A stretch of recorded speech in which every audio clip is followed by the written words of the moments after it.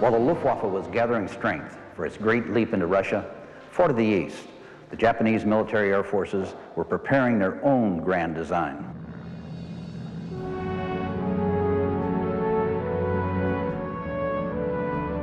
The growth of Japanese military aviation followed the general industrial growth pattern of the nation. Foreign technology was carefully copied, while an indigenous industry was established.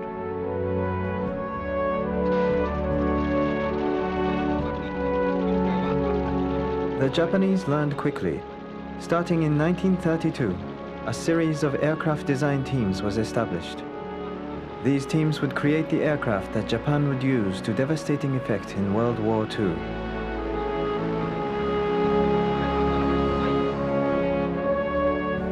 The Mitsubishi Type 96 bomber is an example of the success of the Japanese in producing original aircraft.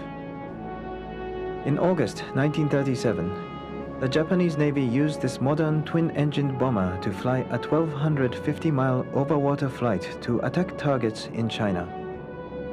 This mission was beyond the capabilities of any other operational bomber in the world at the time. Like its Axis partner Germany, Japan managed to catch the tide of aircraft modernization at exactly the right time. In a brilliant 3-year period, from 1935 to 1938, Japan created the specifications for most of the aircraft it would use to take on the Western powers. The Japanese military had quite specific design goals for their aircraft. The Navy stressed maneuverability and long range in its fighters. Long range and bomb load were the important factors for the Navy's bombers. Speed was an important consideration, but was secondary to the other requirements. The Aichi D3A dive bomber first flew in January 1938. Its allied code name was Val. It was an all-metal, low-wing monoplane with an 840 horsepower radial engine. Its top speed was 240 miles an hour. It had a range of 915 miles.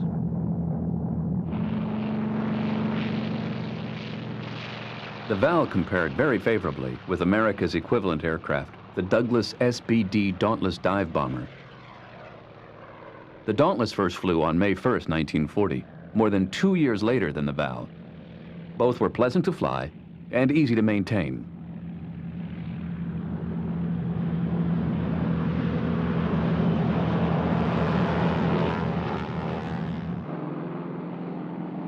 The Mitsubishi G4M1 Betty first flew on October 23, 1939. It was the medium bomber with which Japan went to war, and in which the surrender parties would go to Iwo Jima. It was a handsome aircraft, powered by two 1,500 horsepower radial engines. It had a top speed of 266 miles an hour and a phenomenal range of 3,256 miles. The North American B25 Mitchell was an American counterpart to the G4M. It was heavier, faster, and carried more bombs, but for shorter distances. With a 3,000-pound bomb load, it could reach only 1,500 miles. The Mitchell was much more heavily armed and armored than the Betty, and its range, although shorter, was adequate for the island-hopping style campaign it would take part in.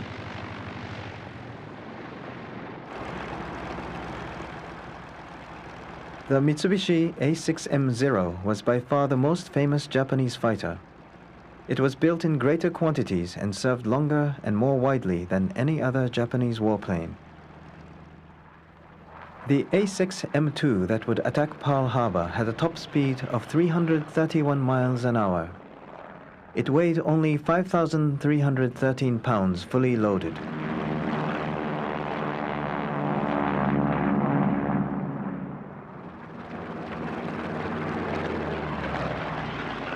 Allied pilots were shocked by its agility. Early in the war, it was not uncommon for Japanese pilots to flaunt their skill by performing aerobatics during a dogfight.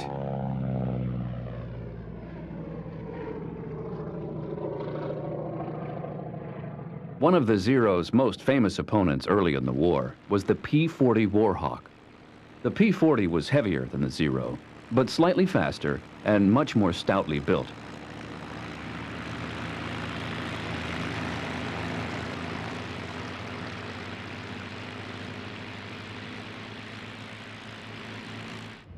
Another was the Grumman F4F Wildcat.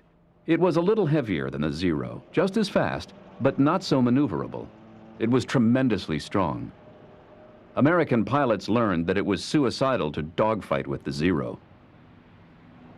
P-40 and Wildcat pilots developed tactics by which their heavy 50 caliber machine guns could chop the lighter A6M to pieces.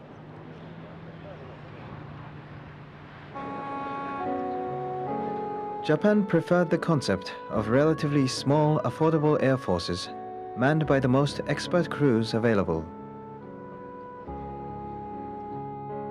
The excellence of these crews was obtained at bitter human cost in training and in combat. All Japanese Army training was based on a brutal, dehumanizing process. It turned recruits first into automatons and then into killers. They came to regard their enemies as racially inferior and therefore subject to any maltreatment, including mass murder.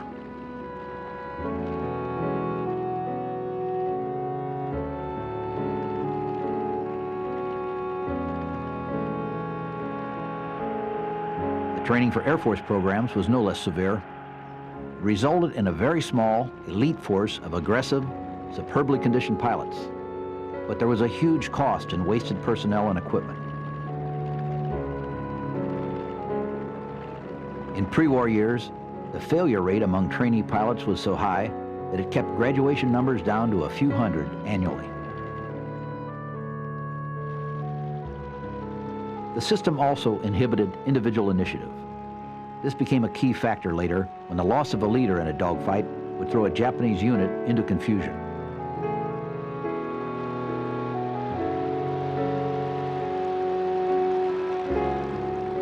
Japan assumed that it could economize on air power because it would always control the scale of the fighting.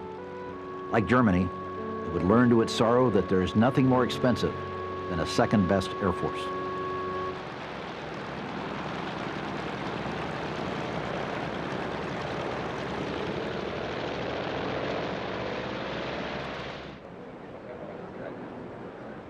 Japan only had 2 years of oil in reserve. It could not let its supplies fall below this level without seriously weakening its naval power. Japan decided to act. The German Vichy government in France had already allowed Japan to take over the French Empire in Indochina. Japan now wanted Siam, the Dutch East Indies, Burma, the Philippines, and a string of islands extending from the Aleutians to the Solomons. This new empire would secure Japanese oil supplies.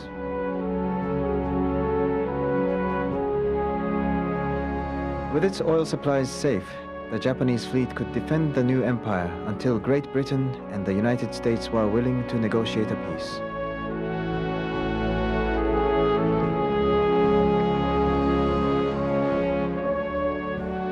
The Japanese Navy was originally quite conservative. Its war games were based on luring the US fleet to Japanese home waters and whittling down its strength by submarine action. The climax of these war games was a great fleet showdown in which the Japanese battleships would sink the enemy.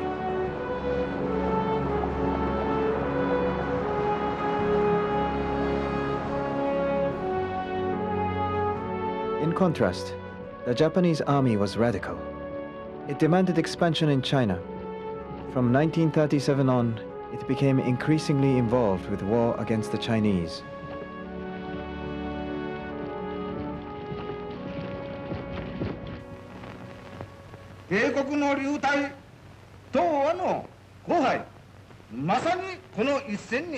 The power of the army was underlined when General Tojo Hideki became Prime Minister in October 1941. Gradually, the conservatism of the Navy was diluted by inter-service rivalry. The Navy came to want its own war, in which it would sail south to oust the European colonial powers from their holdings.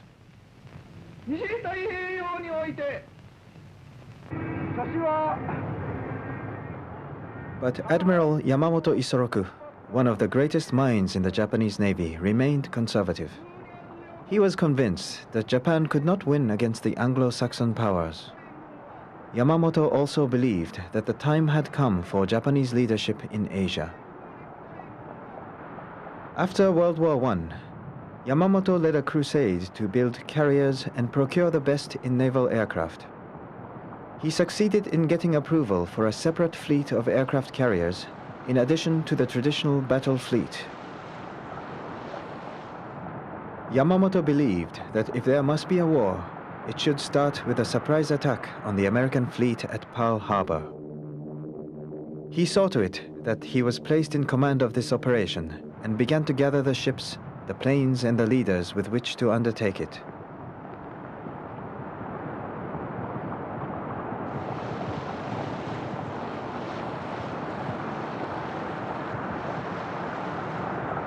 He was not interested in invasion. He saw the US aircraft carriers, battleships, and cruisers as the principal targets. With the American fleet destroyed, the flank of Japanese expansion in the southeast would be protected for a while.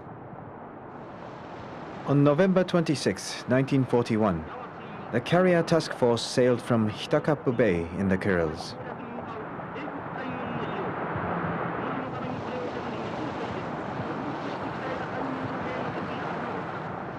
The task force commander, Admiral Nagumo Chuichi, was totally inexperienced in air operations. He was opposed to the attack on Pearl Harbor. He was concerned that the Navy was throwing away 20 years of planning to risk everything on a single attack. But his pilots were eager. They were experienced, with an extraordinary average of 800 hours flying time. There were 31 ships. 6 were aircraft carriers. There were 2 battleships and 3 cruisers. The rest of the fleet was made up of destroyers and tankers.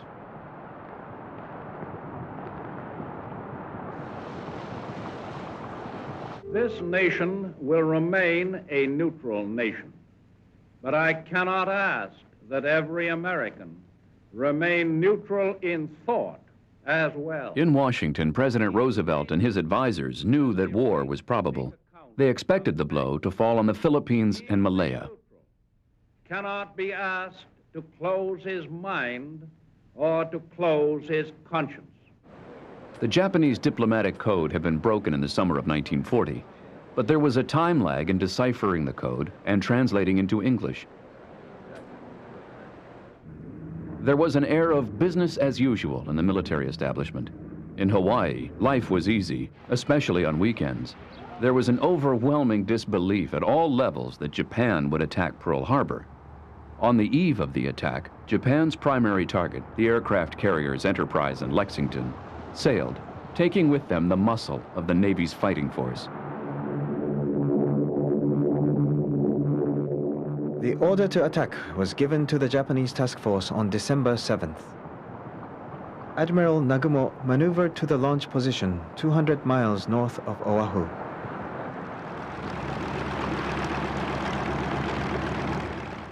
At 0600 on December 7th, the Japanese fast attack force of 183 aircraft began taking off.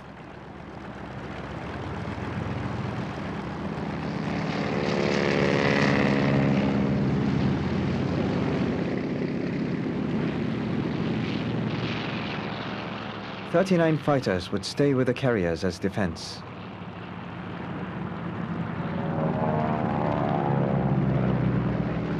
"42 fighters were assigned to secure air superiority and strafe targets of opportunity. There were 52 Aichi Val dive bombers. There were 89 Nakajima B5N Kates.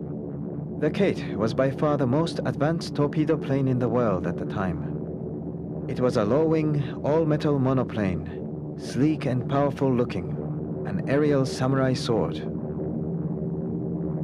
By 0645, the U.S. radar stations had all picked up targets just 135 miles from Oahu, heading south. The warnings were dismissed as U.S. aircraft returning or a flight of B-17s due in that morning. At Wheeler Field, the U.S. Army had drawn its aircraft into tidy rows, to guard against sabotage. It was a fine target for the Val dive bombers. Kate torpedo planes bored in on Battleship Row from the east. Another wave of Kates came in from the west in a coordinated attack on battleships and cruisers.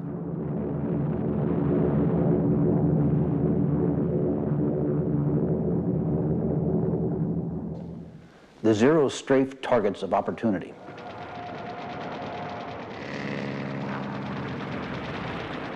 Pandemonium on the ground turned into a wave of terror. A radio message went out. Air raid, Pearl Harbor. This is not a drill.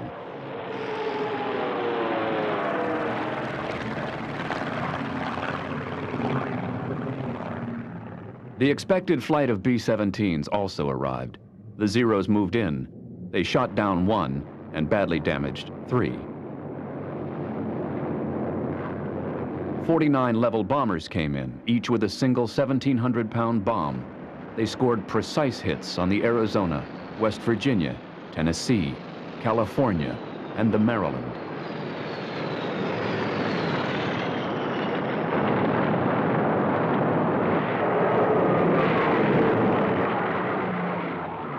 Dive bombers continued to attack hangars and other permanent facilities. Zeros concentrated on strafing parked aircraft. Only 1 Zero was shot down by anti-aircraft fire. The American 47th Pursuit Squadron had not yet been hit. At 08:15, 5 young lieutenants began a series of sorties that would last until 1000. They landed and refueled, taking whatever aircraft was ready to go, either Curtiss P-40s or P-36s. The pilots had no problem finding the enemy.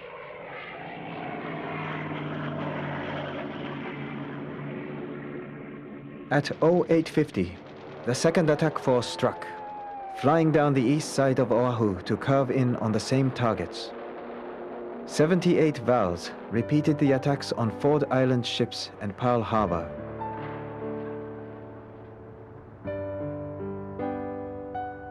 The damage was catastrophic. 5 battleships were sunk. 2 of them were beyond hope of salvage, even in the shallow waters of Pearl Harbor. 3 other battleships, 3 cruisers, and 3 destroyers were badly damaged. Casualties were very high. 2,403 were killed and 1,178 wounded. Japanese intelligence officers assessed their own damage. They lost 29 planes, 5 midget submarines, and 1 fleet submarine.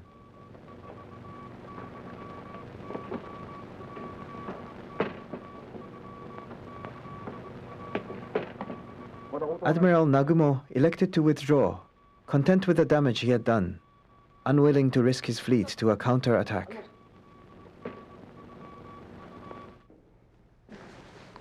Tactically, the Japanese attack on Pearl Harbor was a brilliant military maneuver. It was carefully planned and perfectly executed. It achieved all it could have been achieved, given that the American aircraft carriers were not in port. It also shielded the massive thrust being undertaken to the south. But in strategic terms, it was fatal to the Japanese Empire. It embarked Japan upon a war it could never hope to win. In America, the attack transformed the country. It removed any indecision about entering the war. It silenced the isolationists and members of America First who wanted to keep the United States out of the war at any price. Succeed. I say we must act now. Far away on the western edge of the Pacific, the Japanese prepared to launch another attack to coincide with the attack on Pearl Harbor.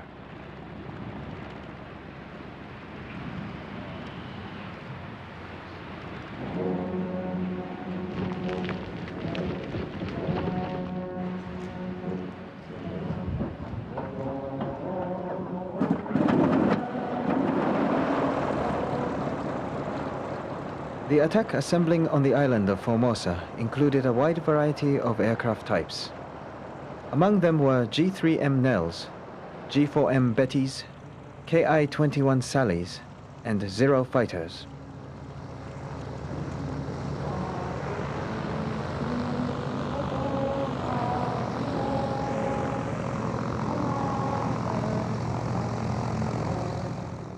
On the morning of December 8th, the Japanese took off to begin a series of attacks on the Philippines.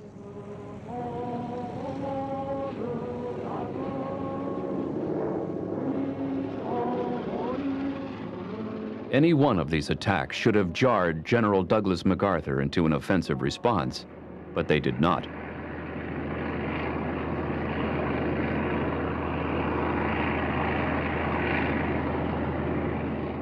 Formations of Japanese bombers and fighters arrived at Clark Field in the Philippines just as a huge assembly of American fighters and bombers was being refueled.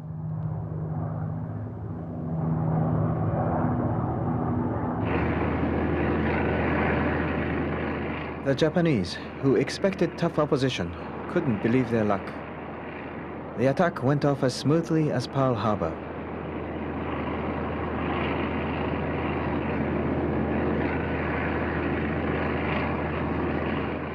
There was a day of hard and certain execution of air-to-air and air-to-ground fighting by the Japanese.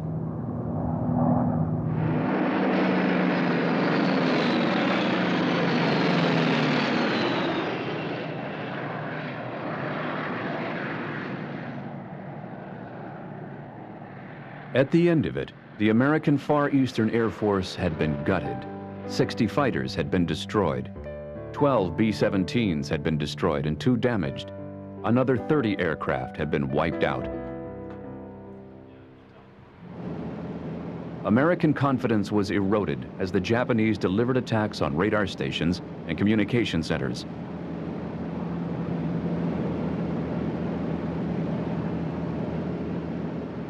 There were some individual American victories in the days that followed, but not enough to stem the Japanese. By December 16th, a decision was made to send the remaining B-17s to Australia for later use. On December 31st, most of the last of the American fighter pilots were evacuated. They had no planes to fly. The Japanese had achieved total air superiority, and their ground and naval forces moved accordingly. In the months leading up to the war, General MacArthur had announced that he would defend all of the Philippines, crushing any invasion on the beaches. MacArthur commanded a nominal force of 120,000 troops. Most of them were untrained, ill-armed militia. But the Japanese landed 107,000 troops of their 14th Army at 3 different invasion points. The harsh reality of combat against unequal odds forced MacArthur to change his original defense plans. The American and Filipino forces dropped back to defend Bataan.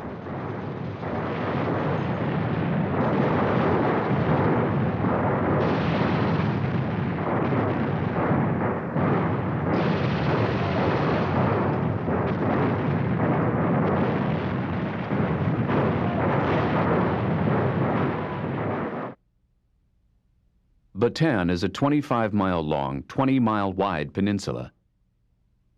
The island fortress of Corregidor was used as a base command post. MacArthur had pinned his hopes on an immediate American relief expedition. He had stockpiled the peninsula with food, ammunition, and hospitals sufficient for a 6-month defense.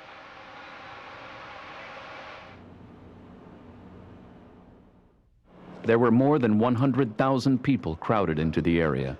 The peninsula was also a playground for malarial mosquitoes. Both armies were soon infected. The Japanese fared worse than the Americans. Their medical system was, and would remain, primitive.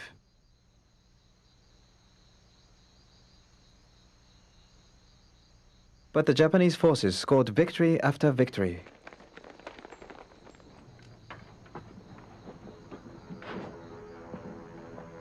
The defenders of Bataan held on until April 9, 1942. They were unaware that the Japanese forces facing them were almost exhausted and would not have been able to resist a counterattack. Sometimes Corregidor was hit by 16,000 shells a day. The fortress surrendered to an invasion force on May 6, 1942. General MacArthur had already been ordered to evacuate to Australia. His successor on Corregidor, General Jonathan Wainwright, was forced to order a general surrender throughout the Philippines. 30,000 American and 100,000 Filipino troops laid down their arms in the most bitter defeat in American history.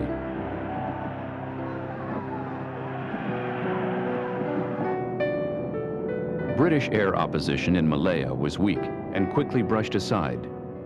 Japanese high-level bombers systematically attacked the fortress of Singapore. Dive bombers were brought in to quell any British counterattacks.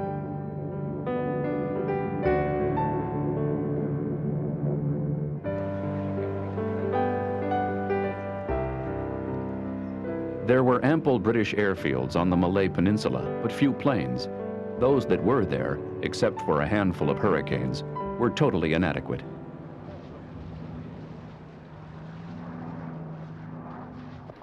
The Japanese flowed down the Malay Peninsula, bypassing British roadblocks and using air power to overcome any genuine strong points.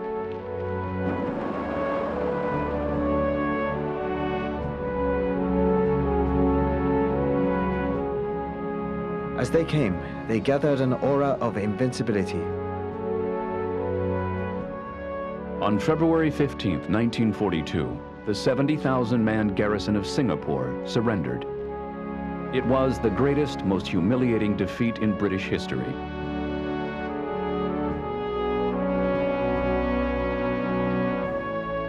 It was a triumph of the greatest magnitude for the Japanese. They had put only 35,000 men into combat in the theater and had already lost almost a third of their force, killed or wounded.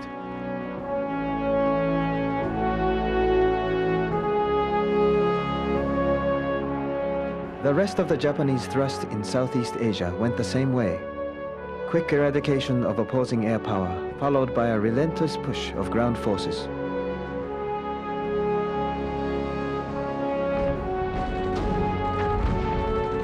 By May 20th, 1942, Japan had conquered the Philippines, Malaya, the Dutch East Indies, and Burma.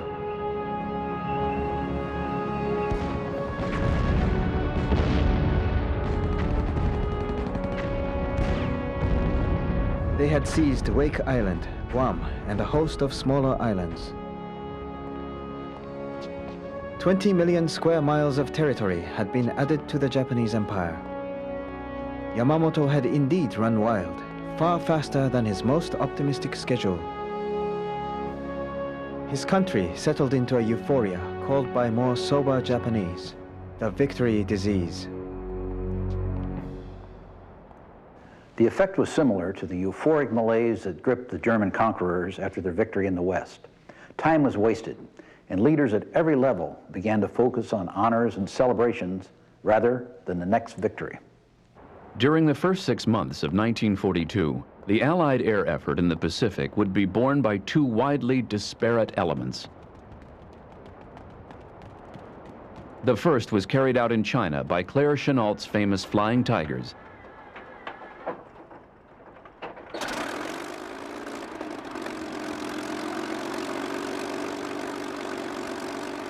The Flying Tigers was the popular title of the American Volunteer Group.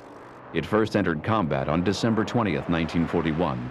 It inflicted heavy losses on Japanese bombers attempting to bomb Kunming.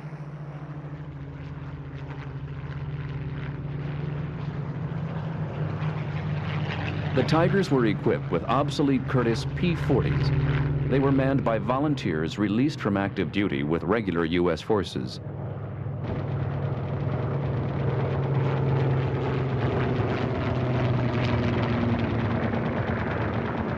The group relied on Claire Chennault's tactics and a primitive but effective early warning system to defeat the Japanese.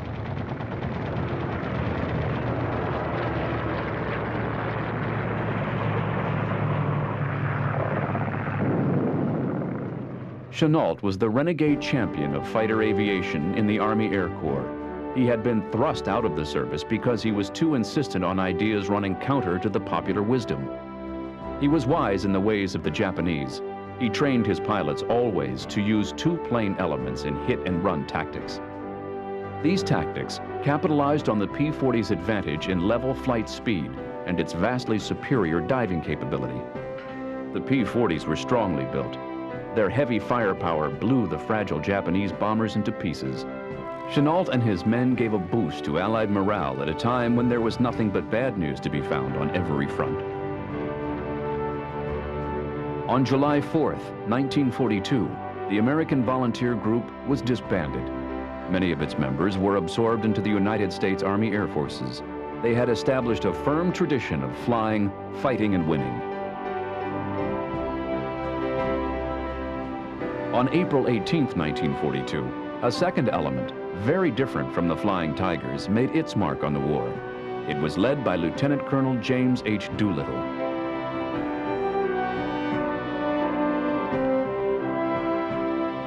In a daring move that risked the invaluable aircraft carrier Hornet, Doolittle planned to use 16 modified North American B25 Mitchells to strike against Japan. They had to cover 600 miles to strike targets in Kobe, Osaka, Nagoya, Tokyo, and Yokohama.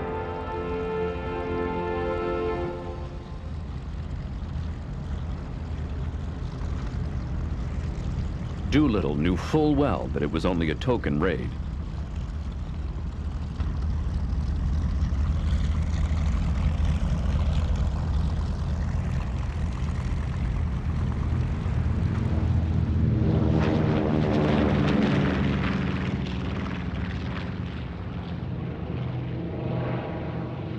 Each B-25 carried only 3 500-pound demolition bombs and 1 500-pound incendiary cluster.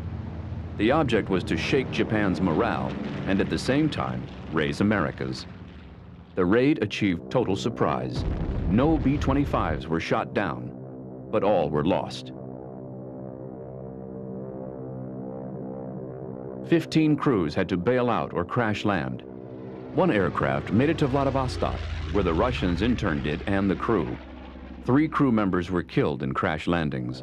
Another 8 were captured by the Japanese and tortured and interrogated. 3 of them were executed as examples.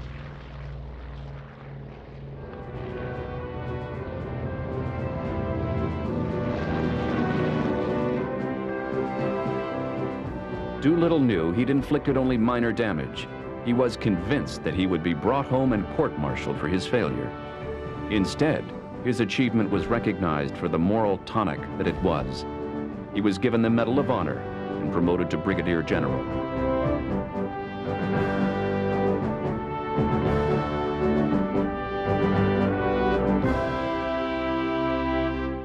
Jimmy Doolittle's attack had another unforeseen and far-reaching effect. It was obvious to the Japanese that the U.S. fleet was still a threat and must be destroyed. Yamamoto knew that aggressive action was necessary to keep the British and American fleets off balance. As a part of the overall thrust to the east, Yamamoto had decided to take Port Moresby in New Guinea as a base for an attack on Australia. He would take Tulagi in the Solomon Islands as a staging base for further operations. The British and the Americans were determined to contest the Japanese advance on Port Moresby. Fleet Admiral Chester Nimitz was a quiet gentleman who drove himself hard. He sent his 3 admirals, Halsey, Spruance, and Fletcher, charging against Japanese island bases with the only weapon he had, the 3 carriers Enterprise, Lexington, and Yorktown. Both fleets played blind man's bluff, missing opportunities to strike.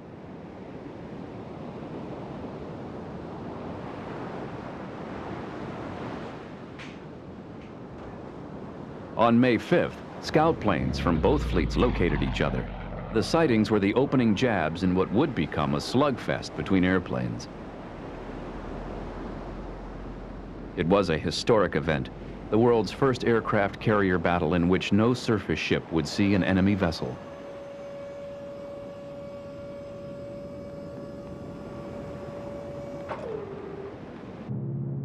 On May 7th, American aircraft, by chance, found the Japanese carrier Shoho.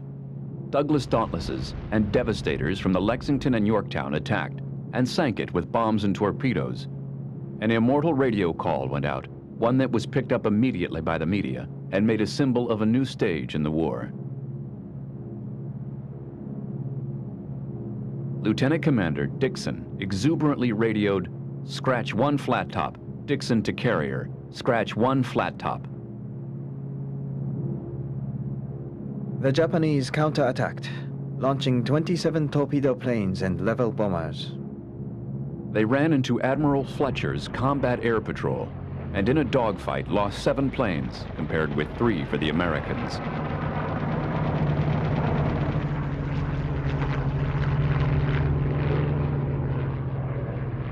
The Japanese bombers jettisoned their loads into the sea, but they circled the carrier Yorktown amid a storm of anti-aircraft fire and radioed back her position.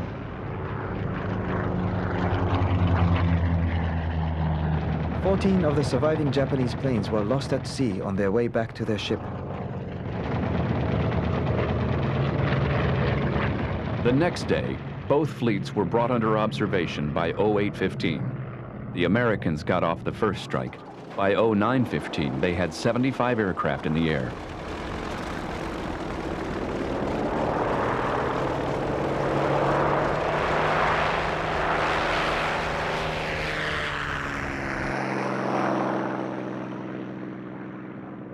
SBDs and Devastators located 2 Japanese carriers. 9 of the Devastators dropped torpedoes. All 9 malfunctioned. But the Dauntless dive bombers made it through the defenses to score 3 hits on the Shokaku, leaving it burning.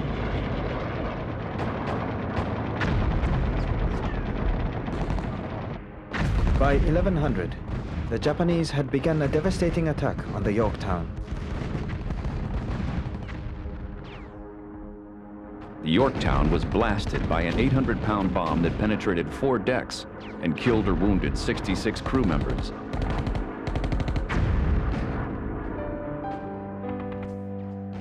Two torpedoes penetrated Lexington's side. She started to list and couldn't maneuver.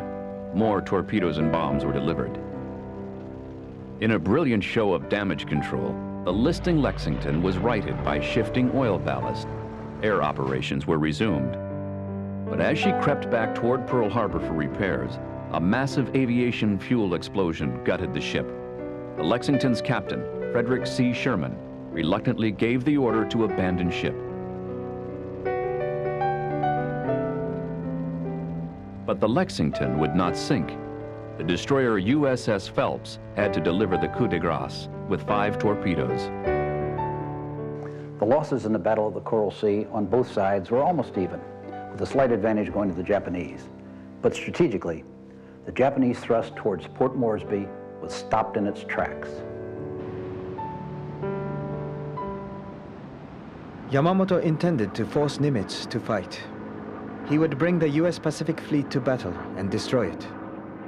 Midway, 1,300 miles northwest of Pearl Harbor, was bait for an elaborate trap. In all, there were 165 ships involved in Japan's complex plan and demanding timetable. The carrier striking force was to smash Midway Island's defenses and then defeat the American Pacific Fleet. In the meantime, the military occupation force was to seize Midway Island and convert it into a Japanese air base. Yamamoto commanded the largest fleet ever assembled in the Pacific, but he dispersed it so widely that its parts were vulnerable. The Japanese still believed that their codes were secure. They also believed that Nimitz had to be lured to fight. In fact, he was ready to let fly. Nimitz and his staff did not have complete information on the Japanese intentions, but they had enough to take immediate countermeasures. These included the reinforcement of Midway Island and the incredibly swift return of the repaired carrier Yorktown to combat. The Yorktown, the Enterprise, and the Hornet would make up the carrier striking force. On board the carriers were 77 Grumman F-4Fs, 112 Douglas SBDs, and 42 Douglas Devastators. In addition to the carriers, the Pacific Fleet included 6 cruisers, 9 destroyers, and 19 submarines. The strength of the Japanese fleet was estimated at 4 battleships, 5 carriers, 9 heavy cruisers, 5 light cruisers, 24 destroyers, and 25 submarines. In spite of Japan's advantage in numbers, Nimitz counted on both tactical and strategic advantages. He controlled Midway. Midway was not only unsinkable, It was also a magnet for Japanese bombs, diverting them from the Pacific Fleet. Midway had a powerful air force. There were 32 PBY patrol flying boats.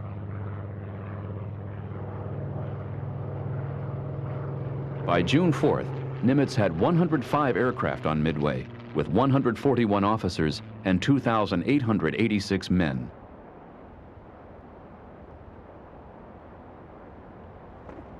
He now positioned his carriers just out of range of expected Japanese reconnaissance and waited.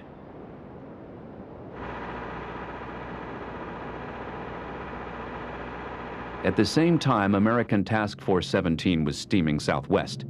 It arrived at a point 202 miles north of Midway, within striking distance of the Japanese fleet. It was ready to launch at 0430. The Japanese Admiral Nagumo was unaware of the presence of the American ships. He struck first at Midway with a force of 108 airplanes, 72 Kates and 36 Vals. Unknown to the Japanese, a consolidated PBY had spotted 2 of the carriers and radioed their position to Midway. Aircraft erupted from the Midway runway, some to save themselves from attack, others to defend the island. At Midway, the Japanese bombers destroyed some buildings and oil tanks, but it was not decisive. A second attack would be necessary.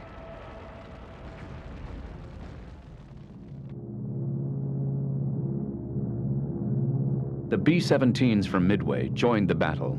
They dropped bombs from 20,000 feet. The hits they claimed were later discounted. A Japanese reconnaissance aircraft located the fleet at 0728, but didn't indicate in its message that a carrier was present. At 0925, Lieutenant Wade McCluskey was leading a patrol of Douglas Dauntlesses on a disappointing search.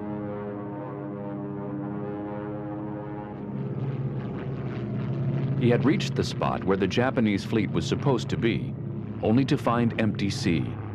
His fuel was low, but he decided to continue on the same heading for 10 minutes.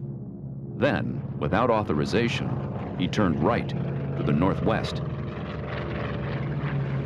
20 minutes later, he saw the Japanese destroyer Arashi steaming toward the Japanese fleet. The patrol was almost out of fuel. McCluskey knew that any of his aircraft that survived an attack on the Japanese fleet would have to ditch in the sea. He did not hesitate. He turned to follow the destroyer.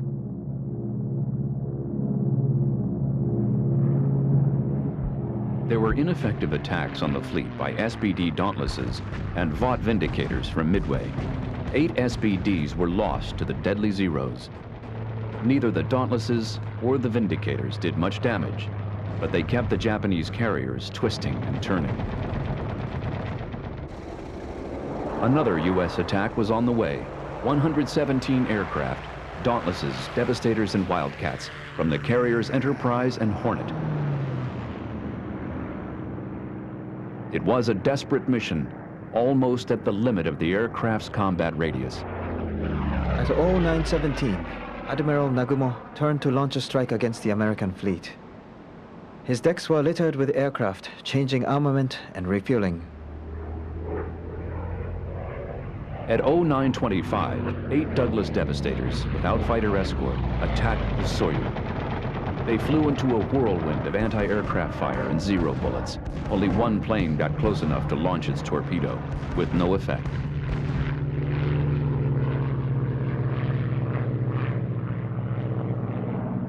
Five minutes later, another 14 Devastators attacked. 10 were shot down.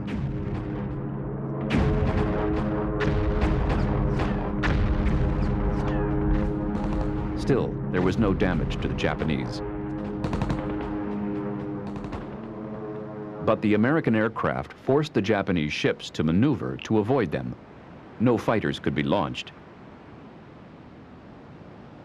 Meanwhile, at 10:01, Wade McCluskey sighted the Japanese carriers. He reported the position of the enemy fleet to the Enterprise, and then he and the other Dauntlesses dove to attack. On the bridge of the Akagi, Admiral Nagumo looked up to see his worst nightmare, a waterfall of American planes diving in from 15,000 feet, spaced 5 seconds apart.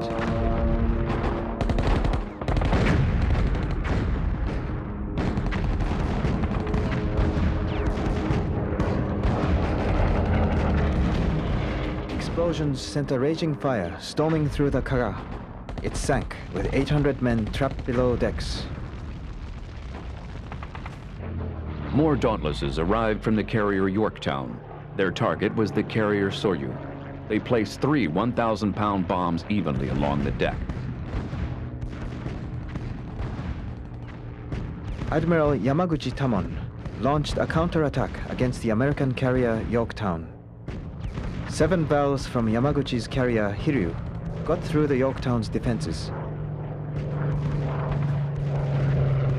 Direct hits from 3 left the Yorktown dead in the water, burning fiercely. A second attack followed up. 2 torpedoes hit the Yorktown. Her rudder was jammed and she was listing badly. But just as that attack was occurring, a patrol from the Enterprise sighted the Hiryu. 25 dive bombers were dispatched to attack. Within 30 minutes, another 16 were on their way. The first bombs missed, but 3 from the last few dive bombers penetrated her deck.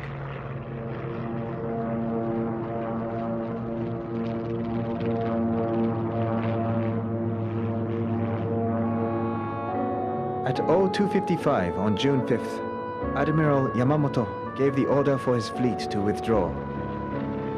To his officers, he said, "I'll apologize to the Emperor myself."